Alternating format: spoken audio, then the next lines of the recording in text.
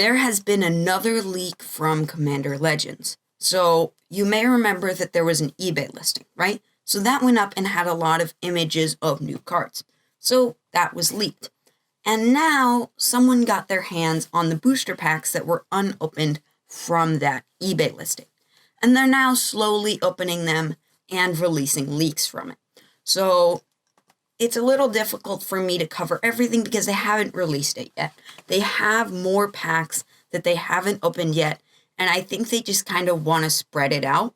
I think their strategy, I think they're just trying to get some clout from this, right? I think they're trying to get people to follow them or whatever so that, so they can get some clout. I mean, you know, this way, if they spread it out, people are going to want to follow them or whatever on Amino so that they can see that. And you can do that if you want, and honestly, I think it's a fairly effective strategy.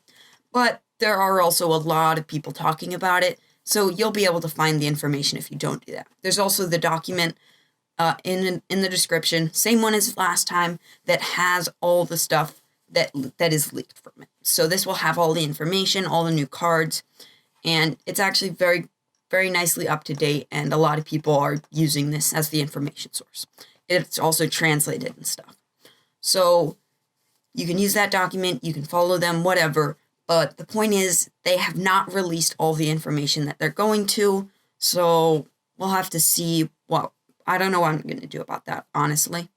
All right, so first, you know, this is like from the first booster pack they opened, right? They have Malcolm, Keen-Eyed Navigator, is 2 and a blue for a legendary creature, Siren Pirate, with flying. Whenever one or more pirates you control deal combat damage to your opponents, create a treasure token for each opponent dealt damage that way. And it has partner, and it's a 2/2. This is pretty good. It's definitely going to be nice in pirate decks, and it's going to be nice at the helm of pirate decks. That's great. Fathom Fleet Blade Master is 3 and a red for creature orc pirate. Whenever Fathom Fleet Blade Master attacks, it deals damage to the player or planeswalker it's attacking equal to the number of artifacts you control. So this is good if you're going to have a lot of artifacts and you're going to be able to not have it die. It is a 4/3 and it has Encore, 5 and a red. Exile this card from your graveyard. For each of your opponents, create a token copy that attacks that opponent this turn if able. That token gains haste. Sacrifice them at the beginning of the next end step. Encore only as a sorcery. There is also Anura, Wolfish Familiar, which is 3 and a green for legendary creature Wolf Beast. As long as it's your turn, commanders you control have indestructible.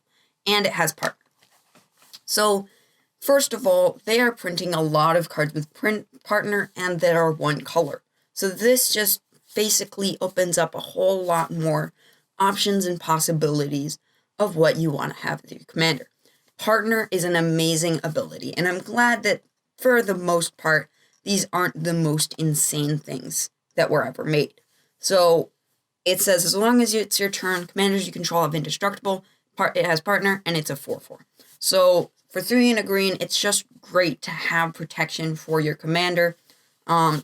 I mean, it only works on your turn, so it's honestly not really that good, but it could be worse, and I think it's nice if you just want to throw a partner on or you just want to throw on green, then you can have a small amount of extra protection. In addition, like, you're not playing this commander for its ability, you're just playing it for that. So next is Sakashima's Protege. It is 4 blue for a creature shapeshifter with flash, cascade, and you may have Sakashima's Protege enter the battlefield as a copy of a creature that entered the battlefield this turn. First of all, flash and cascade is just great to have. The additional value and amount of decks you can put that in because of that is insane. And then it entering the battlefield as a copy of a creature that entered this turn, that's not that great, right? Like, you could get that ability on a 1 or 2, well, not 1, probably a 2 or 3 CMC card. You have clones, right? A lot of clones on 3 CMC, like 1 or 2 clones on 2 CMC. So it's just not, it's a bad clone, but it also has cascade. So if you can take advantage of the cascade and you have decent utility for that and for that cloning, that's fine. But then again, the flash isn't as useful because who knows what's going to enter the battlefield. You might want to do it on your turn if you want to be cloning your own stuff. And also 6 mana, plus if you're casting the thing that you want to copy it as, you're not going to be able to. You're going to have to clone something that's your opponent's. So, I don't know. It doesn't seem that great, but we'll see. They also had Nightshade Harvester, which is 3 and a black, and whenever a land enters the battlefield under an opponent's control, that player loses life. Put a +1/+1 counter on Nightshade Harvester. And it is a 2/2. It's alright, it's nothing too unique. There's also some reprints. Helana, Keswick Ranger, Stylus Ren, Seeker Adept. There is Blim, which has flying, and whenever Blim deals combat damage to a player, that player gains control of a permanent you control of your choice. Then each player loses life and discards cards equal to the number of permanents they control but don't own. Tentative, not sure on this one. So they're not 100% confident on the translation. So we can look at the other person's translation to see if they agree. Let's see. Whenever it deals combat damage to a player, that player gains control of a permanent you control of your choice. Then each player loses life and discards cards equal to the number of permanents they control but don't own. So it seems to me like they fairly well agree on the translation, but with all of these things, you have to be a little careful and not completely think it's going to be 100% accurate. Captain Vargas Wrath is blue-red for a legendary creature or pirate, and whenever Captain Vargas Wrath attacks, for each time you've cast a commander from the command zone this turn, pirates you control get +1/+1 until end of turn. So, it doesn't have partner? What? It does not have partner. So, and it doesn't have haste. Well, that's pretty bad, because it has to attack, and you have to cast it. So I guess it's not intended to be a commander, or if it is, then it's pretty bad at that. I guess it's just intended to go in a pirate deck with commanders at the helm, but it's kind of weird that it is a legendary creature. So I'm not sure about that. That one's a little weird. Then there's Amareth. So Amareth, we don't know the rest of the name, is 3 green, white, blue for a legendary creature dragon with flying. Whenever a permanent enters the battlefield under your control, reveal the top card of your library. If it shares a type with that permanent, put that card into your hand. And it's a 6/6. It's alright. I mean, it's pretty solid. Being able to get draw is really nice, especially for casting or, any permanent entering the battlefield is quite common. Especially if you can do something like tokens, but it doesn't move the top card of your library out of the way. So if you are making tokens over and over and over again, the second you hit something that isn't that permanent, it's just going to trigger over and over and over again, and you're not going to get it. So it's not gonna be that amazing if you're just triggering it over and over and over again. But I think it's pretty solid, and it will see some play. And then there's this land, I'm not sure what it's called, but basically when it enters the battlefield, it's tapped, and when it enters the battlefield, you have to sacrifice a land. Otherwise, you have to sacrifice that land, and you can tap it for colorless. Alright, Terraforming is 6 green for sorcery. Search your library for up to 10 land cards and put them onto the battlefield tapped, then shuffle your library. Seems kind of bad. Anaror, Wolfish Familiar, is 3 and a green for a legendary creature, Wolf Beast. As long as it's your turn, commanders you control have indestructible. Zara, Renegade Recruiter, is 3 blue-red for legendary creature, Human Pirate, and it has flying. Whenever Zara attacks, look at defending player's hand. You may put a creature card from among those cards onto the battlefield under your control, tapped and attacking that player or a planeswalker they control. Return that creature to its owner's hand at the beginning of the next end step. So you can take a creature from their hand, and then you get to attack them with it, and then you'll return it to their owner's hand at the beginning of the next end step. That's very interesting. It doesn't seem that amazing, but whatever. 2 and a blue, wrong turn. Target opponent gains control of target creature you control. It's alright. I mean, it definitely has utility in the decks that it's intended to go in. Alright, Treasure Huntress is 2 and a blue For a creature, human pirate, when Treasure Huntress dies, draw a card. It also has Encore. 5 blue, blue. Exile this card from your graveyard. For each of your opponents, create a token that attacks that opponent this turn if able. That token gains haste. Sacrifice them at the beginning of the next end step. Encore only as a sorcery, and it's a 2/2. So basically, when it dies, you can draw a card, then you can pay 5 blue, blue to bring it back, and it will be able to attack each of your opponents. Then they will all be sacrificed, so you will be able to draw 3 cards. Pretty nice. Not the best thing in the world, but it is definitely useful. Alright, so the next card is, let's see, Eye Blight Clubber. Is that right? Yes. Eye Blight Clubber is a 3/3 creature elf warrior. When it dies, create 3 1/1 green elf warrior creature tokens, and you mill 3 cards. Not too useful, but it will definitely see play.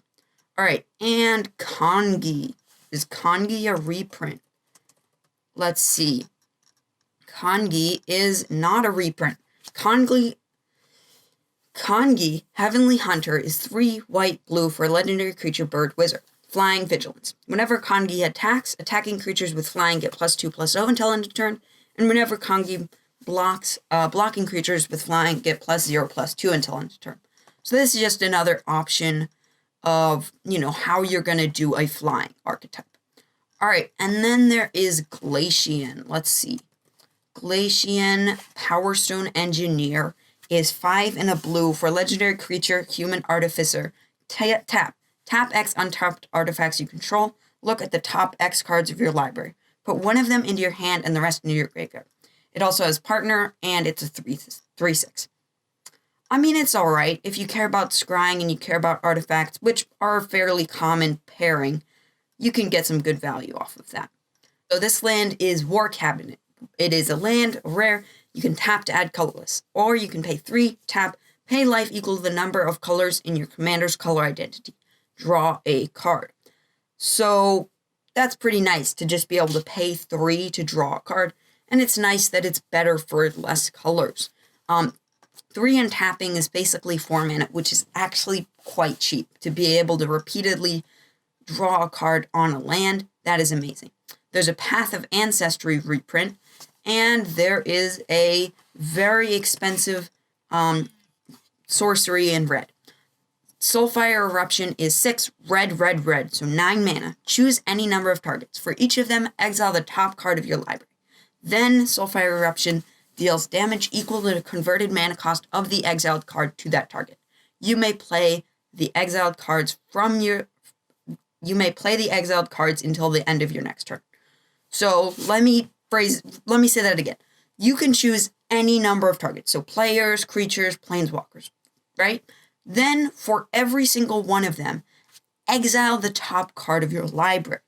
It will then deal damage equal to the CMC of that card to the target.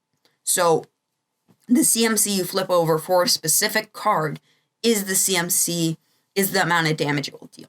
Then you can play the exiled cards until the end of your next turn. So you're probably not going to be able to do it this turn, but at the end of your next turn, you will be able to. It's alright. I mean, for 9 mana, I should be able to definitely win the game. But for this, I'm thinking I might kill some of the things my opponents have, and I might deal some damage to opponents. Not being able to choose what dies and what doesn't, and it being kind of random, isn't great. Plus, I'm not very likely to kill the things that I really want to kill, the super expensive stuff. So there's just a lot of reprints here. Golem of Hidden Knowledge, Blade Brand, and Sisay's Ring. Golem of Hidden Knowledge is not a reprint. It is 5? Yes. I think that's 5. Is that 3? Okay. Golem of Hidden Knowledge is not a reprint. It is 3 for 2, 3. And it says, whenever it attacks or blocks, each player draws a card. That's pretty good in group hug. Alright, so then there's reprints Path of Ancestry, Scaled Behemoth, and there is Power of the Soul, which is new. 4 and a green for sorcery, put X +1/+1 counters on target creature, where X is its power. Path of Ancestry is a common, which is amazing. Siani, Eye of the Storm, is 3 and a blue for a legendary creature, Jin Monk. with flying. Whenever Siani, Eye of the Storm attacks, scry X, where X is equal to the number of attacking creatures with flying. So this is just another thing that can go in a flying deck. There's a lot of flying support in it. Numa, Jiraga Chieftain, is 2 and a green for 2/2, and it says, at the beginning of combat on your turn, you may pay XX. If you do, distribute X +1/+1 counters on any number of target elf creatures. So you have to pay X twice, which does kind of add up, but it goes on any number of target elf creatures, so it makes sense that it's expensive. Alright, then there's a reprint of Preordain, which is nice. Then there is a Terramorphic Expanse, a Scroll Rack, and a Court of Abundance. Court of Abundance is 2 green for an enchantment. When Court of Abundance enters the battlefield, you become the monarch. At the start of your upkeep, you may put a land card from your hand onto the battlefield. If you are the monarch, you may put a creature or land card from your hand onto the battlefield instead. So if you want creatures to just go onto the battlefield, then you can do that, and that's great. Alright, so then there's a reprint of a couple of things. There's the partner from a little bit ago that you can do any color. There's Vial Smasher, and then there is Yurlok. Yurlok, let's see what Yurlok does. Okay, so for some reason they don't have the translation for Yurlok. So I can see it's a legendary creature for 1 black, red, green, and it's a 4/4. But I don't know what it does. I see a 1-tap ability, and then I see words, and then black, red, green. I don't know what it does. I'm assuming that it's a mana production ability, and I'm assuming that it also has partner. I don't know about that one. It may or may not have partner. We will see. I don't know what it does, and I can't find a translation for it anywhere. All right, so then there's some reprints. I'm not sure which cards these are, but I'm not sure exactly what they do either. There's just reprints, and that's mostly it, right? So there's a Tormod, right? But we already saw that earlier. There is a couple more reprints, and a couple cards we talked about earlier. Then there's a Tymna and some new cards. So we have an Aurami. So let's see what Aurami does. Okay, so it seems to me like this document is not up to date past this point. So there's some new cards, 1 blue-black for 1/4 Aurami, and it's a legendary creature. And it has some tap ability that does something, and it doesn't have partner. It's a Merfolk, and that's all I know, right? I can't really tell you very much. I don't even know what language this is. Then there's this other card, which I can't read. Green, blue, red for 4/2, legendary creature, and that's it. I really can't tell you too much more. This is all the information we have right now. There's a token that I also can't read. Oh, wait, okay. Nope, it just says weird token. So that's a little sad. And there's a couple cards we already saw, Amaranth and Zara. And that's it, right? So I'm not sure what a couple of these cards I don't know the translation for. Maybe I should learn languages, all the languages in the world, just so I can translate cards. That's the only time I'm ever going to use it anyway. But that's everything, right? So I missed a couple of cards, and I think this should be covering everything. But keep in mind, there's this Google document. I will leave a link in the description that will, have the information. It will be missing some. It's not perfectly up to date, and there are some translations that I personally couldn't find, but that's just because it's really new. You will probably be able to find those if you really look into it. All right, well, that's those leaks. Thank you for listening, and I will see you next time.